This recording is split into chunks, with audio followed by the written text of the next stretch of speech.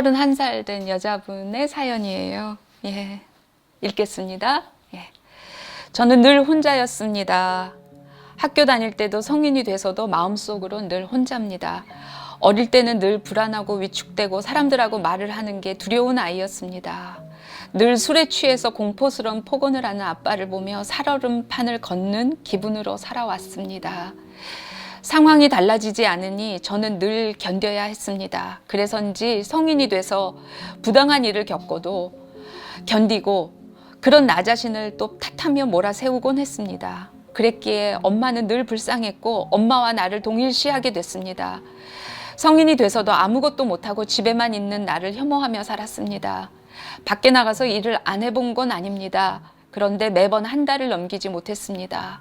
저는 도망가는 방법밖에 모릅니다. 늘 회피합니다. 매번 빨리 벗어나야 한다는 생각이 강박적으로 머릿속을 채웁니다. 저 자신이 힘이 없는 것 같아요. 이런 저이지만 그래도 하루하루 살아가고 있습니다. 제가 유일하게 할 수 있는 방법, 견디면서요. 조금 달라질 수 있다는 희망도 있습니다. 저에겐 언니가 옆에 있고 지금 이렇게 메일을 보내는 일도 저에겐 작은 시작입니다. 제 글을 읽어주셨다는 사실만으로도 전 기쁩니다. 제가 많이 힘들었을 때 선생님의 말씀이 위로가 되고 좋았습니다. 감사합니다. 이런 글이었어요. 혼자였고 어렸을 때부터 지금까지 늘 혼자고 마음속으로 그리고 유일하게 지금 할 수 있는 것은 견디는 것이라고 했어요. 그래서 하루하루 견디면서 살아가고 있대요. 여러분들보다 조금 더 많이 살았잖아요. 살다 보니까 삶의 어떤 구간에서 견디는 일 외에는 할 수 없는 그런 구간들이 살다 보면 있더라고요. 그게 여러 형태로 누구한테나 그게 있더라고요. 그럴 때 생각하게 돼요. 살다 보니까 이제 그런 생각 많이 하게 돼요. 견딘다는 게 뭔가. 근데 이런 삶의 구간들이 사람마다 조금씩 다르지만 10대, 20대, 30대 초반, 중반 이때까지가 이런 일들이 삶에서 굉장히 많은 그런 삶의 시기인 것 같아요.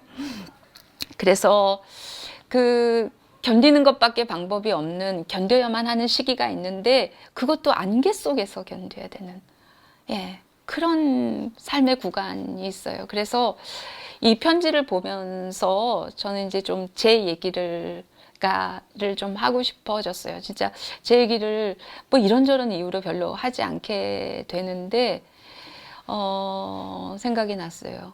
이분이 낚시에 내가 걸린 거지. 이분이 제가 한 7살 때 엄마가 암 진단을 받고 매우 중한 상태였어요. 그러다가 제가 초등학교 6학년 때 엄마가 그 세상을 떠났어요. 중환자가 집에 있고, 그러니까 늘 긴장과 막 입퇴원을 반복하고 집에 있을 때도 막 위태롭다 그러면 예전에는 그 왕진을 오는 의사가 있었는데 막 의사가 막 뛰어오고 막 그런 시기를 온통 한 7살 때부터 계속 그렇게 했던 거죠. 그러다 보니까 학교를 다니다 보면 이렇게 애들이 친구네 집도 가고 그러다 보면 또 우리 집에도 좀 데리고 오고 싶고 그런 마음이 있었겠죠. 잘 기억은 안 나지만. 근데 그럴 수가 없는 상황이어서 그게 내가 부러웠는지 엄마가 돌아가시고 나서 장례를 다 치르고 사흘 후에 내가 학교를 나갔는데 그날 내가 우리 반 아이 6명을 데리고 우리 집에 왔어요. 그래가지고 막 온 집이 막 먼지가 막 나도록 막 소리를 지르면서 걔네들은 그냥 내가 오제니까 왔겠죠. 막 소란을 피면서 장례 바로 끝난 다음날 막 노니까 누군지도 잘 생각이 안 나는데 할머니였는지 아버지였는지 누군지 생각이 안 나는데 소리를 누가 꽤 질렀어요. 근데 거기서 제 기억은 이렇게 그 다음부터는 기억이 안 나요. 어떤 일이 있었는지 그 다음에 기억이 안 나요. 근데 분명한 것은 내가 중학교 가서부터 대학교까지 친구가 한 명도 없어요. 친구가 한 명도 없었어요. 그리고 심지어 중학교 1학년, 2학년 때는 누구한테 말을 걸지 말아야지 그런 결심을 하고 살았던 그렇게 지냈어요. 그러다 보니까 친구가 하나도 없어지는. 그래서 소풍을 가면 굉장히 난감해지는. 왜냐면 혼자 밥을 먹어야 됐으니까. 그래서 저는 초등학교, 중학교, 고등학교, 대학까지 친구가 한 명도 없어요. 근데 그 견디는 것에 대해서 얘기를 이렇게 하다 보니까 이 생각이 갑자기 떠올랐어요. 대학교 1학년, 2학년 때는요, 여름방학, 그때가 방학이 한 2달쯤 됐던 거, 대학 때. 2달 동안 집 밖을 한 번도 안 나간 적이 있어요. 예. 친구가 없으니까 갈 데가 별로 없는 거지. 예. 갈 데가 없으니까 집에 있는데 너무 괴로워서 늘 울고 있었던 것 같아. 근데 내가 집 밖을 2달 동안 한 번도 안 나갔다는 사실을 아는 사람은 없어요. 왜냐하면 누구도 나한테 물어봐 주는 사람이 없었어요. 그런 시간을 살았던 생각이 이 친구 얘기를 들으면서 그냥 휙 떠올랐어요. 근데 이제 나는 그때 견딘다는 자각도 없이 그냥 그 시간이 그냥 안개 속에서, 그냥 고통 속에서, 뿌연 안개 속에서 그냥 지내왔던 거예요. 근데 지금은 이렇게 지내고 있고, 이렇게 사람을 만나고, 이렇게 사람을 깊이 만날 수 있고, 사람을 좋아하고, 그렇게 하고 살고 있죠. 삶의 어떤 구간에서 견디는 것밖에는 방법이 없는 그런 구간이 나한테도 있었다는 얘기를 좀 이렇게 들려주고 싶어요. 근데 이분은 그럼에도 불구하고 사실은 되게 많이 자각을 하고 있다는 느낌이 들어요. 내가 지금 유일하게 할 수 있는 게 견디는 것밖에 없다라는 자각을 하고 있잖아요. 나는 그런 자각조차 못했던 것 같아. 내 상태가 어떤지. 그런 상태로 이제 10대, 20대를 통과한 거죠. 그래서 나는 이렇게 깊고 캄캄한, 아주 컴컴한 어둠 속에 있는 사람의 마음을 너무 잘 알아요. 그리고 그런 마음을 만났을 때 답답해하지 않아요. 너무 잘 아니까. 뭐 짜증이 나지도 않고, 그리고 그런 상태에 있는 사람들의 마음을 들어도 내가 별로 막막하지 않아요. 왜 막막하지 않냐면 어쨌든 이런 시기를 통과했으나 이렇게 살고 있으므로. 이런 마음을 들으면 갑갑할 수 있잖아요. 31살 됐는데 집 밖에 안 나오고 일을 해도 한 달 이상 가지 못하고 그러고 있다 그러는데 나는 막막하지도 않고 짜증나지도 않고 이런 게 답답해 보이지도 않고 그래요. 이런 순간이 있다, 이런 구간이 있다, 삶에. 근데 이런 상황을 이분이 굉장히 잘 인식을 하고 있다, 이런 느낌이 들어요. 여기 조금 달라질 수 있는 희망도 있습니다. 그러면서 저에겐 언니가 옆에 있고, 언니가 있는데 같이 이야기를 하는 모양이에요. 나 지금 이거 견디고 있어. 견디는 것밖에 방법이 없어. 이러이러했어. 우리가 살면서 아빠는 이랬지, 엄마는 이랬지, 뭐 이러니까 내가 이렇지, 이런 거를 지금 소통하는 언니가 있는 모양이에요. 그리고 지금 메일을 보내는 일도 저한테는 어떤 시작입니다. 이랬어요. 제가 그 메일 마지막에 제 메일을 보내는 일도 저의 작은 시작입니다. 이 글을 읽어주셨다는 사실만으로도 전 기쁩니다. 이런 말을 듣고 내가 읽었다는 말을 어떻게 안 할 수가 있어요. 그렇지 않아요? 네.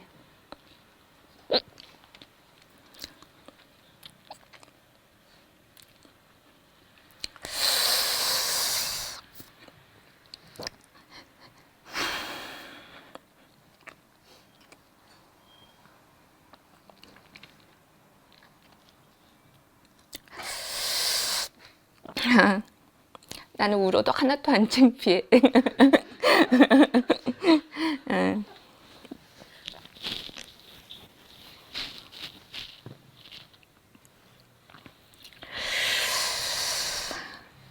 이런 글을 보고 내가 지금 반응을 할 수밖에 없게 만들잖아요. 세상하고 소통을 시작한 거예요. 사람 마음을 움직이는 거잖아요.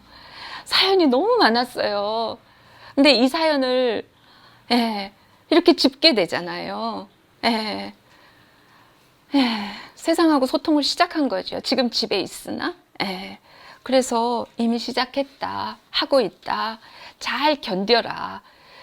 견디는 것이 우리가 보면 아무것도 안 하는 구간, 생각이 없는 구간, 나는 그런 거 아니고 용을 쓰고 있는 구간, 에너지 소모가 어마어마하게 많이 들어가는 구간, 자기 검열이 엄청나게 일어나는 삶에서 이 구간이 가장 고되고 에너지 소모가 많고 힘이 들 거예요.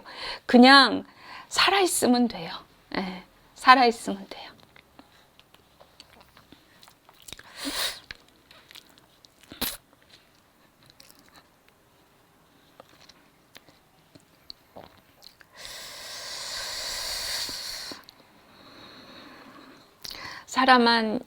사람만 있어도 되는데 이런 게 그냥 숨만 쉬고 아무것도 안 하는 시간이 아니라 죽기 살기로 죽을까 살까, 내가 그냥 이렇게 무가치한 인생 끝내버려야 되는가 아닌가, 이런 강력한 생각하고 거의 진검승부를 벌이고 있는 순간인 거예요. 그러니까 한심해하거나 아무것도 안 한다 그러거나 답답해하거나 이래서는 안 되는 구간인 거예요. 이럴 때 그걸 알아줬으면 좋겠어요.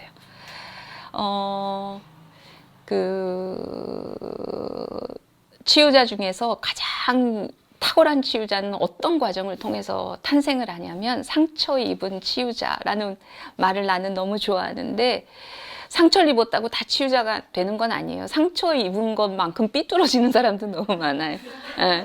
상처 입었다고 다 치유되진 않는데, 상처를 외면하지 않고 직면하고 그리고 성찰하고 그러면서 그 상처를 치유받은 경험, 치유한 경험, 그런 경험을 통하면 그건 치유자 중에서도 가장 강력한 치유자가 되죠. 뭐 상담가가 되라, 뭐 정신과 의사가 되라, 그런 게 아니라 살아가면서 되게 주변 사람들한테, 자기 자신한테 굉장히 치유적인 존재가 된다는 거예요. 그래서 여러분도 이 구간을 잘, 아무것도 안 하는 게 아니라는 걸 알고 그때 잘하면서 직면하고 있고 성찰하고 이렇게 잘 해보려고 메일도 보내보고 들으면서 막 유튜브 보면서 자기를 막 성찰하고 그러면서 어떻게 해보려고 애쓰고 있고, 이런 과정을 통해서 정말 안정적이고 치유적인 존재로 가고 있다는 얘기를 꼭 드리고 싶어요.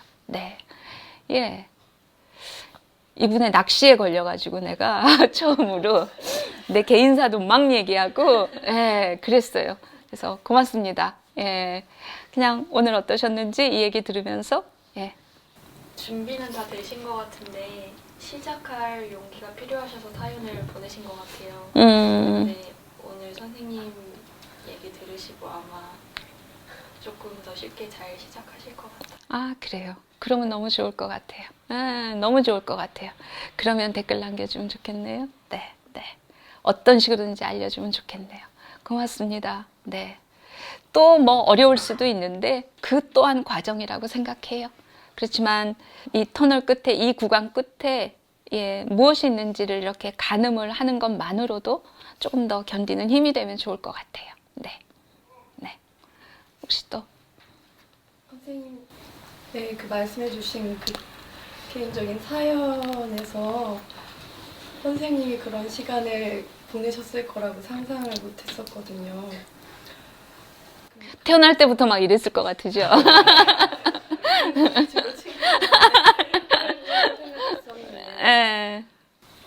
그런 어떻게 보면 지금 사연 보내주신 분처럼 아무도 만나지 않고 그런 친구가 만약에 있으면 어떻게든 막 끌어내려고 했던 것 같아요, 저는. 근데 그게 아니라 그 시간을 존중하는 게 그 사람한테 필요할 수 있겠구나. 그럼요. 진검승부를 하는데 옆에서 괜히 이러면 안 되잖아요.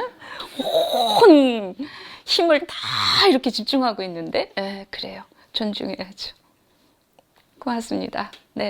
혹시 뭐 더 하고 싶은 말 있어요? 원래 견딘다 이렇게 생각하면 좀 막막하고 이런 느낌이었는데 오늘 얘기 들으면서 좀 희망적인 느낌을 보여요. 그래요. 그런 것 같아요. 그래서 원래 인생은 견디는 거지 왜 이렇게 생각하면 되게 회의적인 느낌도 들고 그럼 계속 이렇게 살아야 되나 뭐 이런 느낌도 들고 했는데 오늘 또 다른 느낌으로 견딘다는 의미가 와닿은 것 같아요. 그래요. 고맙습니다. 저도 그 사연자 참가자분이 선생님 얘기 들으면서 지금의 모습을 보면서 진짜 많이 용기를 내실 수 있을 것 같고 너무 네. 감사하고 선생님 얘기해 주셔서 그리고 그냥 남들 눈을 생각하면서 아무것도 안 하고 있다고 스스로 생각하지만 정말 사실을 견디는 게 진짜 그럼. 말씀하신 것처럼 그럼. 애쓰고 있는 그럼. 거잖아요. 그럼. 그걸 듣는데 제 마음이 너무 저도 치유받는 느낌이 회복받는 느낌이 들면서 아, 나도 그렇게 나를 질책하지 말고 그래. 진짜 어느 순간에 내가 애쓰고 있고 내가 생명이고 살아있기 때문에 계속 이러고 있다라는 걸 네. 좀 알면서 좀 보듬어주면서 가야겠다 이런 생각 들었어요. 아이, 너무 좋으네요. 그래요. 예, 고맙습니다. 오늘 그러면 여기까지 할게요. 고맙습니다. 예.